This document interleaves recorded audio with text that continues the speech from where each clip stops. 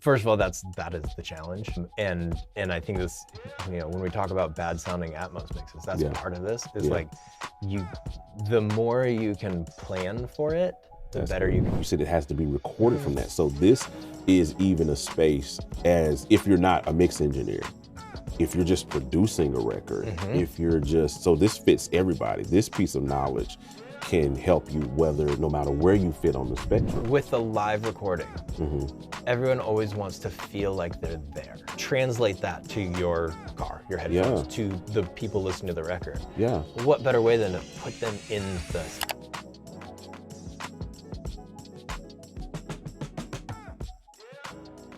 Yeah. So last thing I'll ask you about Atmos in this particular space, and then we're going to look at some community questions. Is because this is different. I've heard some of the gospel Atmos mixes, and like I said, again, I'm still getting used to the format myself. Sure. But what I want to kind of dig into with that is because we've heard the pop, R&B, ones that are top on the Apple Music charts right now, and you're listening. There's all this crazy stuff going on, and then now we're bringing this same format into the gospel world, which is more live instrumentation. More things like that. What is your experience been up to this point, bringing this format into the live gospel arena where you're dealing with more analog instrumentation? I'm pretty sure like a live recording that's already got issues that go along with a live recording. Now you're trying to figure out how to put a live recording in Atmos, and that probably wasn't recorded with Atmos in mind. You know what I mean? I think me and Duncan was talking about that the other day. If you're, people that want to get in this format, he said you should start recording. Yes. When you're with that expectation already in mind. So when we get to the engineering stage, we know where to place stuff. Yes. You know what I mean? So if you can kind of speak to that a little bit, like what is that process kind of been like, when taking something that was recorded initially thinking stereo, and now they say, oh, we want, or the label or whoever says we want it in Atmos. And how do you figure that out? How do you? Part of this is like the more you can plan for it, the better you can create it. Yeah. I just recently did a live recording on a label. If it's on a label these days, you're gonna do an Atmos mix.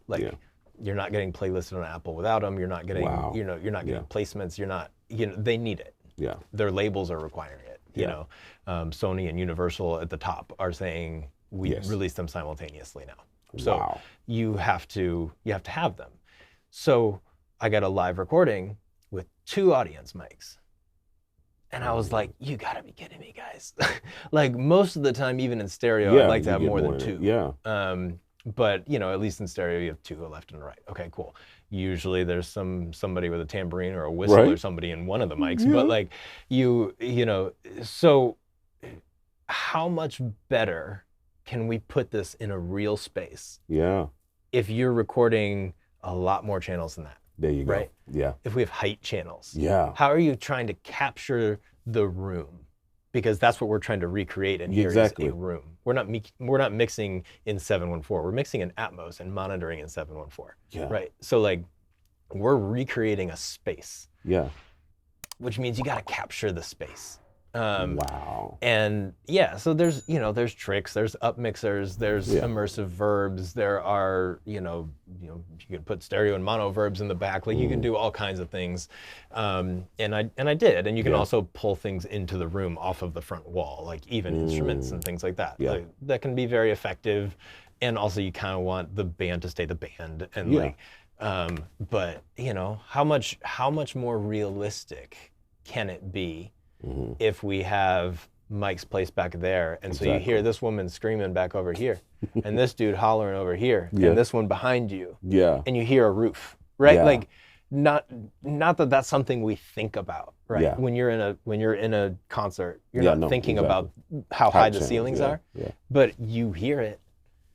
So if we can capture that, if we have height channels and we can capture what the room was doing, then we have infinitely more possibilities in terms of how to make this sound good, realistic, real good. Like the fact that I do so many live recordings was one of the biggest things that I was like, Atmos is going to be big for this. Yeah. Like, this is tailor-made for Atmos. Yeah. It's only tailor-made for Atmos if it's recorded with that in mind. So, and also there tends to be a lot of fixing and things in live recordings. Already by default. By default. Yeah. And that can be a real challenge when people are like, oh, I overdubbed that vocal when it was just me and the audience. Like, where do you want me to hide that? Right. Like, you can't.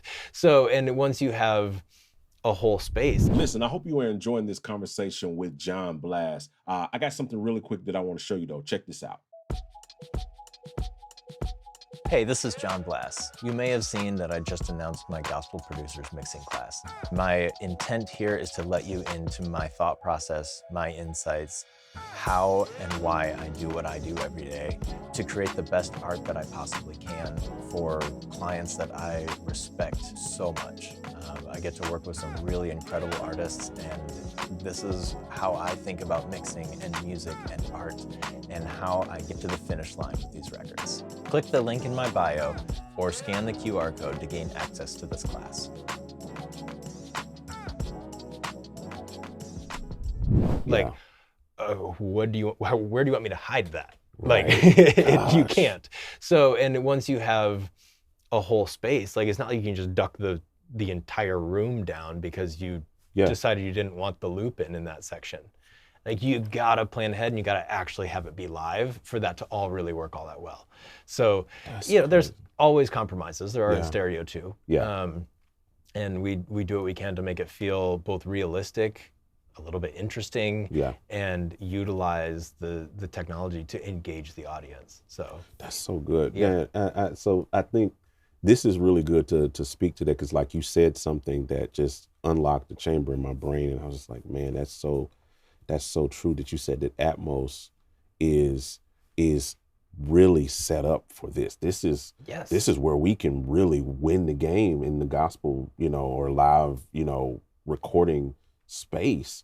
But like you said, it has to be recorded from that. So this is even a space where, as if you're not a mix engineer, if you're just producing a record, if you're just, so this fits everybody. This piece of knowledge can help you, no matter where you fit on the spectrum, is planning. Because if we know that's where this is going, if we know that Apple is pushing it, Facebook, all of the companies, Spotify is going to eventually get on board, all of the labels are pushing it, playlists are pushing it, it's where it is, then it warrants us as producers, engineers, recording engineers, mixing engineers, mastering engineers, all across the board, to start thinking about these terms at every stage, because it's going to make everybody's job easier at every stage. And not just easier, better. And better, right? Yeah. Like with the live recording,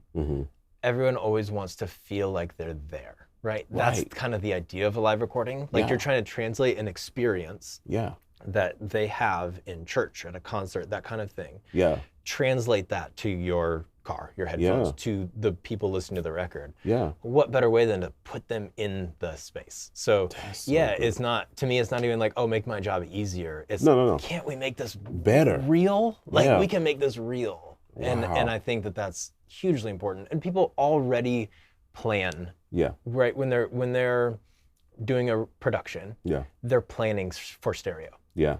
They're doing a guitar and being like, I want one on the right and the left. We'll double it. They're doing, strings. They're picking stereo patches and playing strings, or they're, hiring real strings and recording a stereo set of rooms, that kind of thing.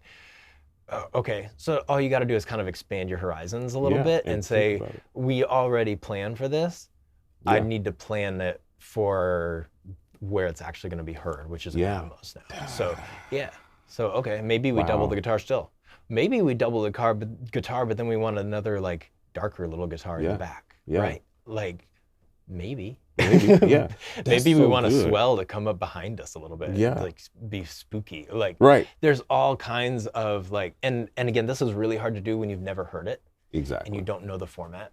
And that was another huge room that I said, a huge reason why I said I need my own room. I don't want to be doing this in headphones and then going to another studio. Yeah. I need to be able to have a producer in here and play a little bit. So they can hear it themselves. And listen and say, oh, Oh, so that the next production they can say, I know what this sounds like and I want to hear that. Yeah. So, that's so good. Yeah. So I think that's extreme value that I would love to hope the community really latches on to and understands. So you start, even if you're not doing a live recording, even if you're just doing a studio recording, you can still plan for these things. Get into a studio, like you said, listen to Atmos, go beyond just your AirPods, go beyond just that, get into a real space and listen to some Atmos mixes in that space so that you can be able to start familiarizing yourself with the format and being able to start thinking. And I said this on a podcast, I think recently when we was talking about why we should be getting into Atmos, like start planning for that, start understanding the format, start